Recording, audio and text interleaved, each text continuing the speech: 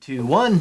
Hey kids, Richard Goodsell one more time, and part of our ongoing installments of tube amp stuff. You know, the questions that, you know, I think as we all get acquainted here in this medium, I'm going to start off by trying to address as many of the questions, the burning questions that so many people ask me over and over and over. We talked about speakers a while ago. We've talked about a few other things, and there's going to be plenty more. But today's topic, rectifiers, you know. And you know, we've got my executive producer over here doesn't really know what a rectifier is. But long story short, it takes AC and turns it into DC. AC is coming out of your wall. It goes into a transformer. It gets amped up to about 6 times or 5 times the wall voltage, and then it needs to be rectified. It needs to be, you take the 2 legs of the AC, they merge and they form DC, and DC is where all the tube stuff happens. You need DC on the tube plate. You need DC. Signal travels on AC. High voltage travels on DC, and you need both components. And we're not going to get too technical right now. I just want to go over the basic rectifiers, what they do, why you would use one over the other. The first rectifier we're going to look at here, and this is my new favorite. I use the JJ GZ34 a lot. GZ34 is just a European way of saying 5AR4. And this one's cost a little bit more than the others, but it's a nice compact bottle. It's a 5AR4 drop-in replacement for a GZ34. Nice compact bulb on there. And the 5AR4/GZ34, under most applications, this is the strongest or the highest voltage rectifier you're going to get, because the rectifiers are measured by how much of the AC they turn into DC. So let's just pick an arbitrary number. If this is 350 volts on my power tube plates, then the next tube, and you don't see this one in my amps a lot, if only because the bulb is so big on it. This is the 5U4GB. Super common rectifier. Been around, maybe one of the oldest ones that we see in common use. TV sets, Hammond organs, jukeboxes. In the 50s, if it ran on a tube, it had this rectifier on it. And really the only drag about this one is the size of the bulb. And there's a lot of chassis orientations that welcome this. You know, it likes to be face up instead of like down, just because it's just big and has inertia, it falls out. Great tube. Runs about 30 volts less. Now, size doesn't matter in rectifier land. This rectifier here can spank this rectifier, all right? You're not going to see this in many Goodsell amplifiers. You're going to see this one in just about every Goodsell amplifier.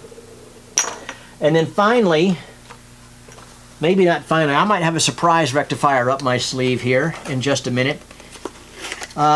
This is JJ. Now, you know, I'm on the record as saying I'm not a big fan of some of JJ's signal tubes, but I sure do like their rectifiers. And probably the best 5Y3 out there today, in my opinion, is the JJ. You know, and I buy tubes from everybody. I buy them from New Sensor. I buy them, well, I don't buy them from the Chinese. Slovakia, okay. Russia, bring it on. Ukraine, yeah. But this is the 5Y3. And this tube is often used as a substitute for the 5AR4. If the 5AR4 is putting 350 volts on your plates, this thing here might drop it down to 290, okay? And well, what is the effect of, well, first of all, it's going to drop your power rating, because your power is all about plate voltage. So if this is 60 volts less on the plates, then a Super 17 is suddenly a Super 12 or a Super 13.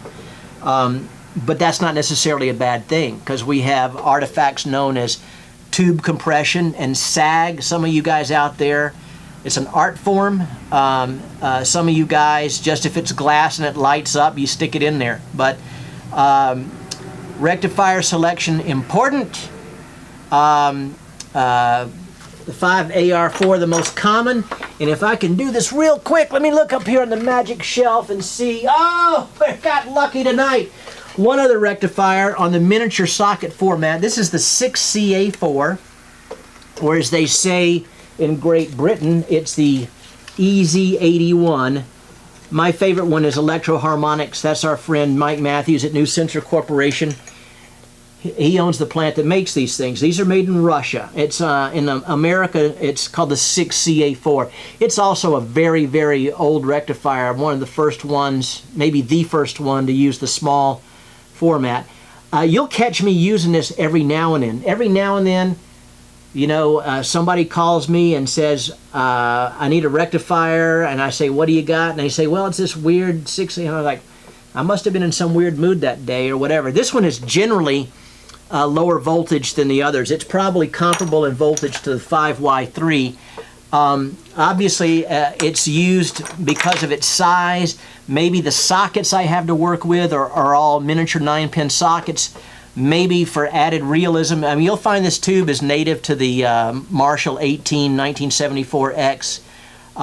There are a lot of amps that you've heard of and maybe play that have this. You don't see this a lot in American-made, I mean, you see it a lot in the El Cheapo amps made in America, but I don't think you would ever find one of those in a Fender.